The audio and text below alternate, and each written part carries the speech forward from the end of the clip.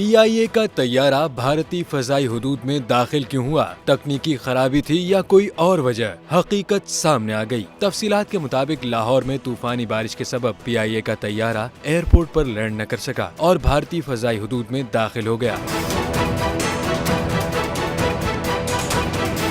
Pakistan air line کا طیارہ سعودی شہر دمام سے لاہور آ رہا تھا۔ طوفانی بارشوں کے باعث صوبائی دارالحکومت میں طیارے کی لینڈنگ ممکن نہ ہو سکی تو جہاز کو ملتان کی طرف موڑنا پڑ گیا۔ ملتان کی طرف رخ موڑنے کے لیے پرواز کو بھارتی شہر فیروز پور کی فضائی حدود تک جانا پڑا، جس کی بھارت نے اجازت دے دی۔ اجازت ملنے کے بعد PIA کی پرواز بھارتی فضائی حدود سے ہوتے ہوئے بحفاظت ملتان ایئرپورٹ پر لینڈ کر گئی۔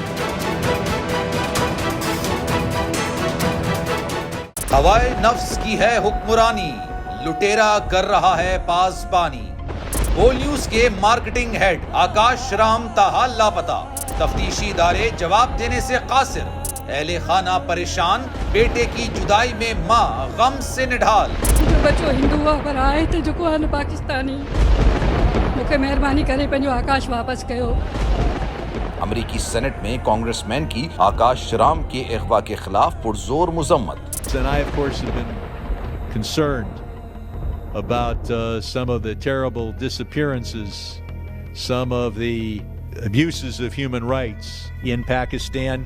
یونائٹڈ نیشن نے بھی آکاش رام کی بازیابی کے لیے مؤثر اقدامات اٹھانے کا عندیہ دے دیا۔ مشکل کی اس گھڑی میں عالمی میڈیا سمیت انڈین میڈیا بھی چیخ چیخ کر آکاش رام کی بازیابی کے لیے آواز اٹھا رہا ہے۔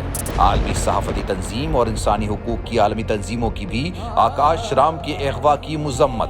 اف کیا ظلم ہے، بول انصاف کا منتظر۔ سبسکرائب کریں اور بیل دبائیں تاکہ کوئی خبر رہ نہ جائے۔